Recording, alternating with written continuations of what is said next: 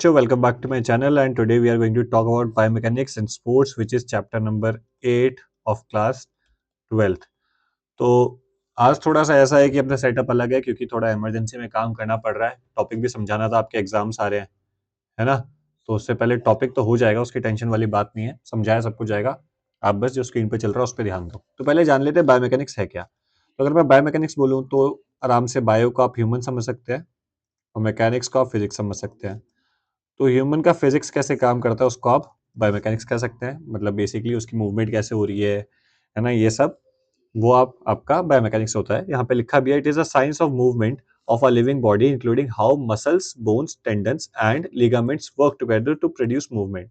Basically हमारे जो body के जितने भी कंपोनेंट्स है वो साथ में मिलके कैसे मूवमेंट प्रोड्यूस करते हैं, वो आपकी बायोमैकेनिक्स है, जो कि किन्जियोलॉजी का पार्ट है। किन्जियोलॉजी एक बड़ा अम्ब्रेला है, ठीक है, उसका एक पार्ट है आपका बायोमैकेनिक्स, ऐसा मान लो आप आसान भाषा में। ठीक है, तो इसमें हम बेसिकली फिजिक्स के टर्म्स की बात करेंगे जो आपकी बॉडी के साथ काम करती है। ठीक है, आगे देखते हैं। तो पहले हम देख लेते हैं कि न्यूटन्स के कौन कौन से लॉ हैं और वो हमारे स्पोर्ट्स में कैसे आते हैं। तो 3 लॉ हैं हमारे न्यूटन भैया के, 3 लॉज हैं न्यूटन भैया के, है ना। पहला लॉ क्या कहता है? पहला लॉ है इनर्शिया का। वो कहता है कि जब तक एक बॉडी रेस्ट में है वो रेस्ट में ही रहेगी, या फिर वो अगर किसी मोशन में चल रही हो उसी मोशन में रहेगी जब तक उस पर कोई एक्सटर्नल फोर्स अप्लाई ना की जाए। फॉर एग्जांपल, अगर ये बॉल यहाँ पे रखे तो यहीं पे रखी रहेगी जब तक इस पे कोई आके किक नहीं करता। जैसे ही यहाँ से एक फोर्स अप्लाई की जाएगी किक करके, तो ये बॉल इधर की तरफ मूव करने लगेगी। ठीक है, तो ये इनर्शिया हो गया कि एक चीज अपने रेस्ट में रहेगी या फिर वो अपनी जो कांस्टेंट स्पीड है उसमें ही रहेगी, वेलोसिटी में रहेगी, जब तक उस पर कोई एक्सटर्नल फोर्स अप्लाई ना की जाए। जैसे कि मान लो ये बॉल यहाँ पे मूव कर रही थी, है ना, अब इधर मूव कर रही है, यहाँ से आके मैं इस पे पाँव रख दूं तो ये इस पे आके रुक जाएगी। तो ये क्या हुआ, ये एक्सटर्नल फोर्स है, ये अप्लाई हुई तो क्या हुआ, दूसरे की मूवमेंट खराब हो गई, तो ये इनर्शिया है। ठीक है, अब आते हैं लॉ ऑफ मोमेंटम पे। सेकंड लॉ क्या कहता है? लॉ ऑफ मोमेंटम कहता है the rate of change of momentum is proportional to the resultant force and takes place in direction to the resultant force.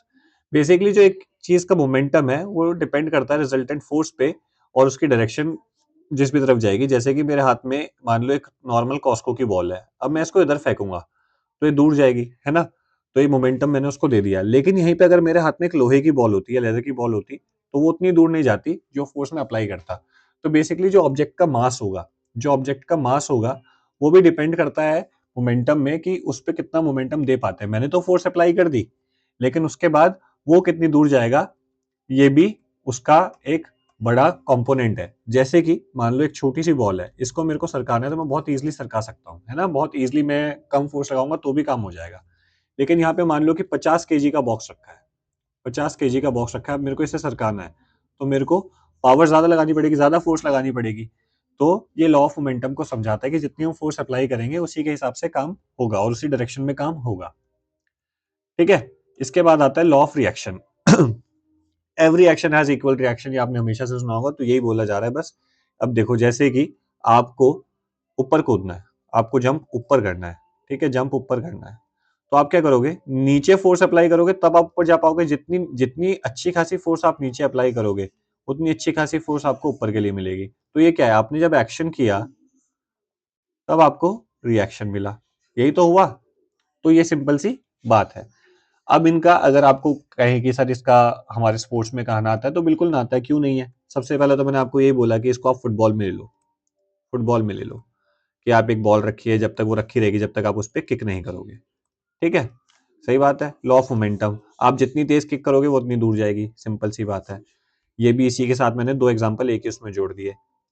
ये भी लॉ ऑफ रिएक्शन भी आ जाएगा, जब आप किक करोगे तो इस पे तो फोर्स लगेगी, क्या आपको अपने पाँव पे भी कुछ फील होगा? ऑब्वियसली होगा। ठीक है, तो वो उसका रिएक्शन है। तो हर स्पोर्ट्स में ये अप्लाई होते हैं। ठीक है, तो ये तो हो गई न्यूटन्स लॉ ऑफ मोशन की बात। और इनका स्पोर्ट्स में एप्लीकेशन, आप कोई भी गेम देख लो, क्रिकेट देख लो, उसमें भी है। एक बॉल आपकी तरफ आ रही है, आ रही है, आ रही है, जब तक आप उस पर बैट नहीं लगाओगे वो उसी डायरेक्शन में चलती रहेगी। आपके बैट लगाती है उसकी डायरेक्शन आप चेंज कर सकते हो, कितनी तेज आप बैट लगाते हो उतनी तेज उसकी डायरेक्शन चेंज होगी। और जब आप बैट लगाओगे तो बॉल की तो डायरेक्शन चेंज होगी, उसको तो फोर्स मिला, आपको भी एक उसका रिएक्शन फील ऑब्वियसली होगा। लिवर्स, लिवर्स क्या होते हैं भाई? लिवर्स क्या होते हैं? ये वो वाले लिवर्स नहीं है जो आपके शरीर में होते हैं, ठीक है, मतलब सॉरी, ये वही वाले लिवर्स है जो आपके शरीर में होते हैं, ये वो वाले लिवर्स नहीं है। बेसिकली ये बायोलॉजी वाले लिवर्स नहीं है, ये मैकेनिक्स वाले लिवर्स हैं। ठीक है, क्या लिखा है भाई, ये एक मशीन है। मैंने बोला मैकेनिक्स वाले तो मशीन हो गए। ठीक है, इस पे हमारी मूवमेंट डिपेंड करती है, हमारी मूवमेंट को बनाते हैं कैसे, इसमें ना तीन चीजें होती हैं। एक फलक्रम होता है, इसमें लोड होता है जिसको आप रेजिस्टेंस भी कहते हैं, और इसमें एफर्ट होता है।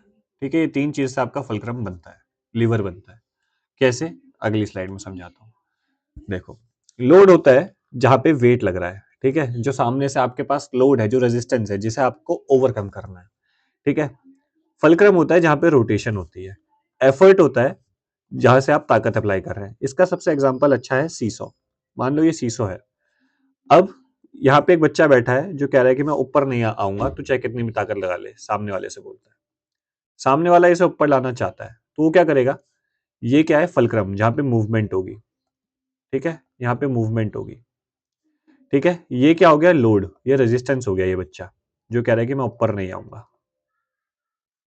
ये बंदा क्या करेगा, नीचे की तरफ एफर्ट लगाएगा।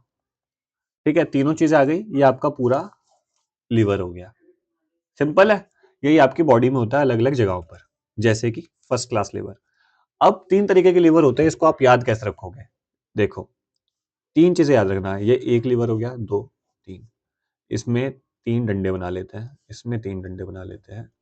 ये फर्स्ट क्लास लीवर। तो लीवर की बात हो रही है, सबसे पहले आप पहले वाला आपको याद रखना पड़ेगा। ये एल है माने लोड, ये फलक्रम, और ये फोर्स या फिर एफर्ट कह लेते हैं। ठीक है, फर्स्ट की बात है तो आप फर्स्ट नंबर पे एल रख दो। ठीक है, सेकंड क्लास में क्या होगा, अब सेकंड की बात आई, मैंने सेकंड बोला है तो सेकंड नंबर पे एल रख दो। ठीक है, सेकंड नंबर पे एल रखा, एल आया किसकी जगह, एफ की जगह, तो एफ पहले आ जाएगा, एफ ने उसको रिप्लेस कर दिया। और थर्ड में क्या होगा, थर्ड पे, अब हमने बोला थर्ड तो तीसरे नंबर पे एल रख दो। अब एल ने किसको रिप्लेस किया, ई को, और एफ वहीं रहेगा। तो बेसिकली आप क्या करोगे, इस एल की पोजीशन से, ये जो एल है, एल की पोजीशन से आप अपने तीनों लीवर याद कर सकते हो। फर्स्ट में फर्स्ट पे एल, सेकंड में सेकंड पे एल, थर्ड पे थर्ड पे एल, और जो जिस इसमें जो जिस जगह था उसको रिप्लेस वो करेगा। ठीक है, इट इज दैट सिंपल। इसमें क्या होता है भाई, पहले वाले में यहाँ पे लोड है, बीच में फलक्रम है, और तीसरे पे एफर्ट है। तो इसका अगर हम कोई एग्जांपल लेंगे, ये हमारी बॉडी में हड्डी में जॉइंट में बनेगा, ये सिंपल सी बात है क्योंकि मूवमेंट वहीं से होनी है। तो अगर इसका आप एग्जांपल लेंगे, मान लो, हाँ, ऐसे मान लेते हैं कि ये मान लो आपके हाथ में डंबल है। ठीक है, हाथ में डंबल है, ये इंसान ने डंबल पकड़ा हुआ है। ठीक है, डंबल पकड़ा हुआ है, ये डंबल पकड़ा हुआ है। अब उसे अपनी फोर आर्म की वो करनी है एक्सरसाइज, फोर आर्म की। ठीक है, ये उसकी रिस्ट है। अब ये क्या है, ये लोड है, ये लोड है। ठीक है, यहां पे मूवमेंट होगी, यहां पे मैं मूवमेंट करूंगा, ये फलक्रम हो गया। यहां पे जान लगेगी, ये एफर्ट हो गया। भाई यही तो बोला मैंने, ये लोड हो गया सबसे पहले, बीच में अगर आप देखोगे ये फलक्रम हो गया सेकंड नंबर पे, और लास्ट में क्या हो गया हमारा, एफर्ट। तो क्या हुआ, जो हमने बोला सबसे पहले वाला, ये देखो, ये आ गया लोड, ये आ गया फलक्रम, और ये आ गया एफर्ट। तो ये क्लास वन लिवर बन गया। तो ऐसे हमारी शरीर में अलग अलग जगह पे अलग अलग लिवर होते हैं। ठीक है, अभी और आगे बताता हूं। जैसे कि आप मान लो,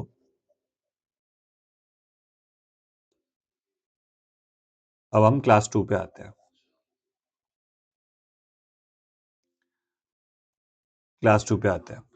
अब देखो, क्लास टू क्या कह रहा है, फलक्रम पहले है, आपका लोड बीच में है, और एफर्ट लास्ट में है। तो देखो, आप मान लो काफ रेजेस कर रहे हो, तो ये आपका पाँव है। ये देखो, यहां से आप काफ रेज करोगे, अपना पाँव यहीं से तो ऊपर उठाओगे जब आपको काफ रेज करना है। तो ये फलक्रम हो गया। यहाँ पे पूरी बॉडी का लोड आ रहा है, यहाँ पे पूरी बॉडी का लोड आ रहा है, तो ये आपका एल हो गया। और काफ आपकी यहाँ होती है, तो यहाँ से आपका एफर्ट लग रहा है, तो ये आपका एफर्ट हो गया। अगर आप एक लाइन में देखोगे तो बन गया क्लास टू लीवर। ठीक है, थर्ड में आप मान लो बाइसेप कर्ल कर रहे हो, तो थर्ड में कहा है लोड, ये देखो, ये आपके हाथ में डंबल है, ये हो गया लोड। ठीक है, आप मूवमेंट कहां से करोगे डंबल उठाने के लिए, इस जॉइंट से, यह हो गया आपका फलक्रम, और जान कहां लगेगी, यहाँ पे, तो ये हो गया एफर्ट। एक लाइन में देखोगे तो बन गया आपका क्लास थ्री लीवर, जो मैंने आपको अभी तक समझाया है। तो ये आपके न्यूटन्स लॉ ऑफ मोशन थे, और आपका लीवर था। ये 2 चीज़ें मैंने आपको समझा दी, तीनों लीवर की पोज़ीशंस याद रखना और थोड़ा-सा एप्लीकेशन इन स्पोर्ट्स याद रखना, हर स्पोर्ट्स में अप्लाई होते हैं, ठीक है? बाकी बात करते हैं नेक्स्ट वीडियो में।